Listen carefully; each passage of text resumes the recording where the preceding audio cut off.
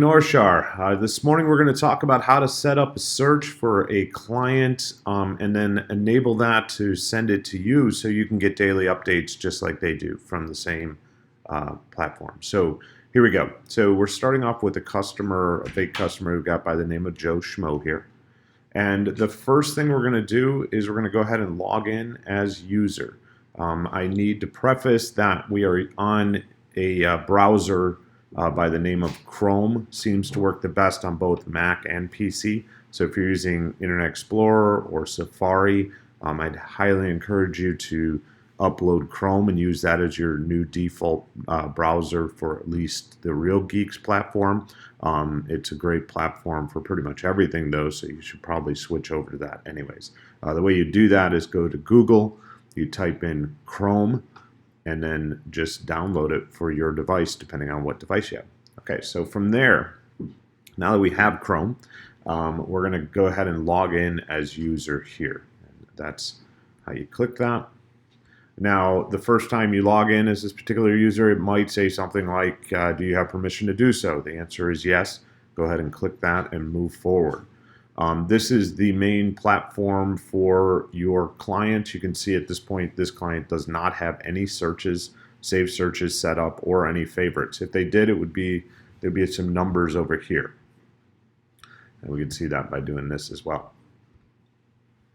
There is a place here if they have a secondary person that wants to get the emails as well, be it a wife, a husband, a friend, a mother, a father, whatever. You can put their email in here. You can also do the same and put your email in there and send yourself the updates. The only issue with that is you won't know who it's coming from. So you'll get updates that these listings are coming on the market, but you really won't know unless you, in their own search, you name it right. And then if you ever have to add a spouse or a family member to their account, then you'll also not be able to have yourself in there anymore because you can only have one email in there at a time. This is also fed from a screen from the lead system, which is right here by secondary contacts. Whatever email goes in here ends up also on this page over here. So whatever this email is the same as that secondary contact email. So basically, let's go ahead and set up a search for this client, Joe. So let's say Joe is looking for Bayfront properties. If you guys didn't know, we have a quick search link over here for Bayfront stuff. So you can see, we can get an idea of how many Bayfront homes there are currently actively in the market.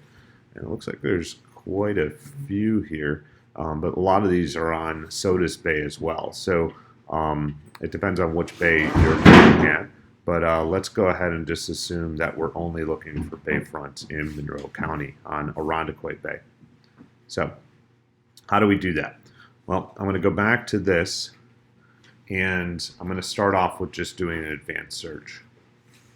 If we come down here, we're going to look for waterfront description, and we'll click bay. Now let me, before we get too far into this, to set yourself up on one of your customer search to get the same searches that they're getting, obviously you have to be a little bit further down the path. So you need to kind of understand what they're looking for. I wouldn't do a general Monroe County all-in search where you're getting 500-600 listings into that search criteria. You need to get a little bit more granular at this point when you're getting the daily updates, so that you can talk knowledgeably to your client. So that's the reason making the phone call, doing your due diligence. But on the same note, we should always be setting our client up for a search, even if we haven't made contact with them yet. So if I called Joe, but I haven't gotten him on the phone, and I've called him 4 times and I still haven't reached him, I'm still going to set him up on a search based on the criteria of what he was doing when he was in this lead system. So I would go through and look at, what did he look at? Where did he look? What other things did he click? Did he favorite anything? What areas? And I'm going to set up a search that's going to be a little bit more generic, but hopefully it'll get him to come back to our site and start using it. So he starts clicking more stuff, and I can continue to adjust or quantify that search as we get closer to the end. If we don't ever set him up on a search, he'll never have a reason to come back to our website, and he therefore probably will not come back to our website. So when you don't set up a search as an agent, you are blatantly not doing your job. So start doing your job. Get in there and start setting up searches for your clients, because that's the number one thing that brings them back to our website, because you're actually bringing them back to our website. Okay, so how do we do this search? So we got the Bayfront. At this point, I'm just going to hit search. And you can see here that 5 properties showed up in that search criteria. Of those 5 properties, you can see there's a nice mix. All I'm going to do at this point is go ahead and save the search for Joe. And I'm going to call this Bayfront Properties.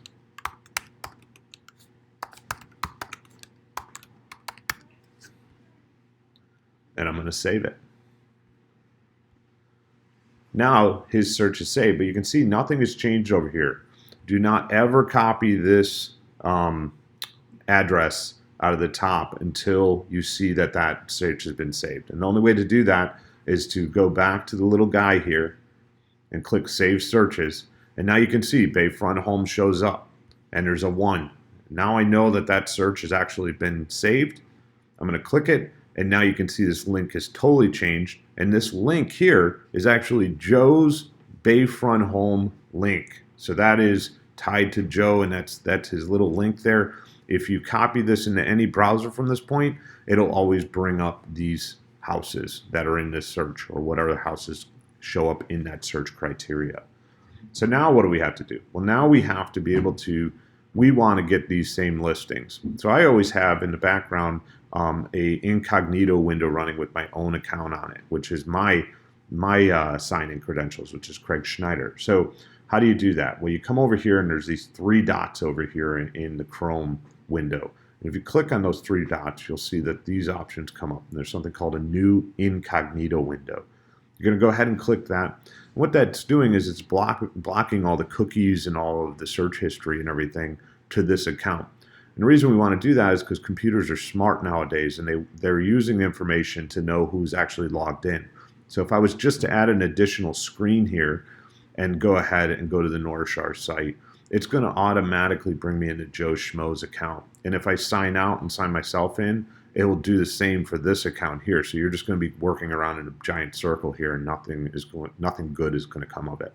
So, but if we go into this incognito window here, this file that we brought up, and we go to NorthStar, now you can see it has what I was in the past, which is Craig Schneider here. But let's say I did sign out of this, and I go ahead and I sign into it again.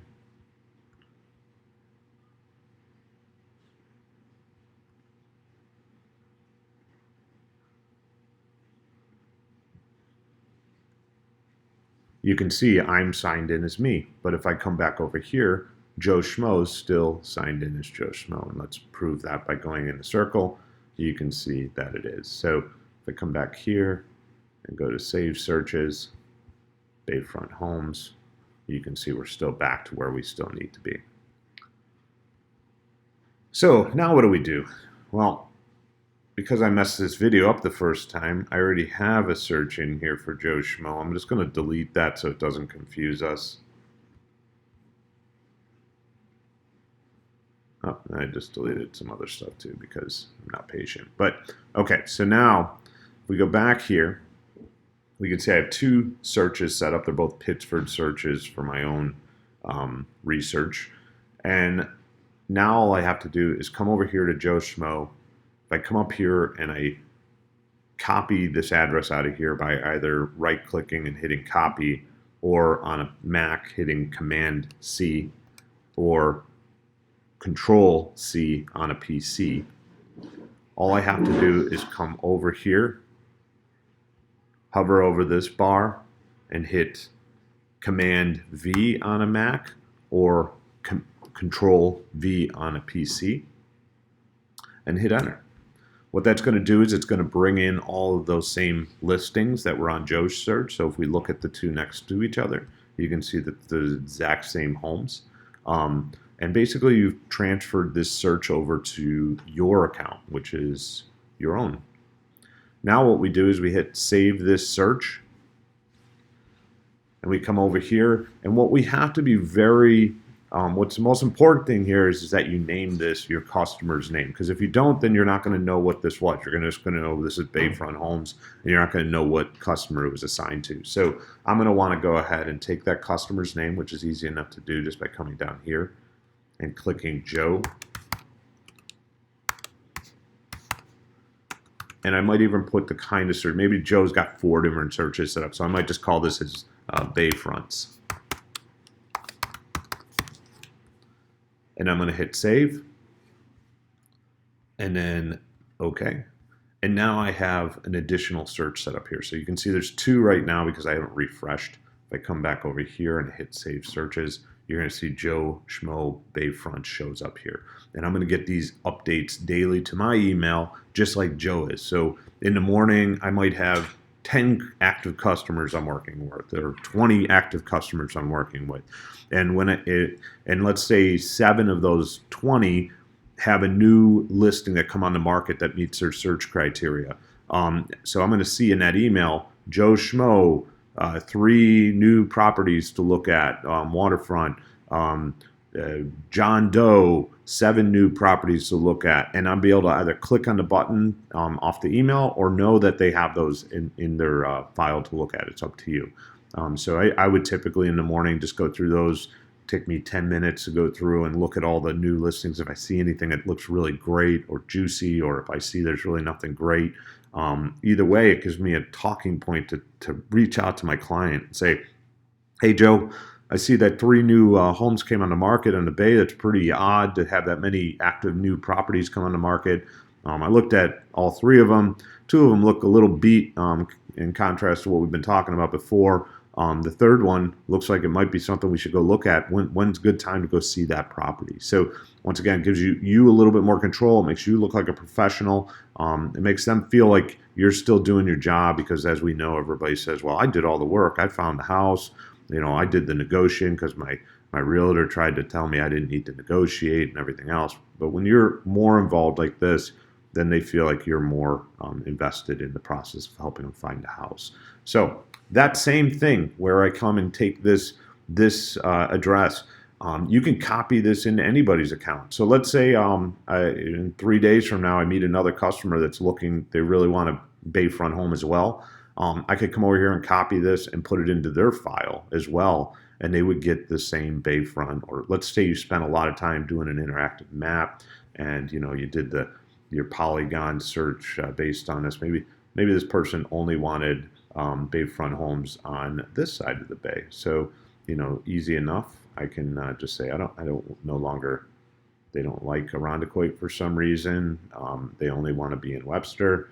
You can go ahead and circle this area. Just go to save this search, and then we would name this Webster. Okay. And I'd hit save. Now he's going to have 2 searches, right? Because if we come back here, and that's the Webster ones, and I would click here, and once again, I'd copy this. I'd come over here. I would drop that in, return. Now I have only the 3 Webster properties. I hit save. I would name this, once again, Joe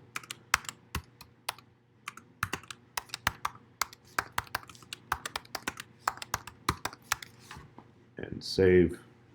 Okay. And now I'm getting those same ones as Joe. So you can see how quick that is once you actually have everything up, and I'm not explaining how to use everything. Literally takes 25 seconds to set yourself up for success. Once again, I cannot I can't stress the importance of setting somebody up on a search. If you're not doing that, you're really not being a real realtor. You're faking it. These leads cost so much money. If you're letting them just go to the wasteland, you're wasting your own opportunity as well as our team's opportunity. And I had to really enforce that you guys do this. Get in here, set up searches, set yourself up on searches so you can set yourself up for success. This is super easy stuff. Do it, and you'll have more rewards than you can reap. So get out there and make it happen. Good luck.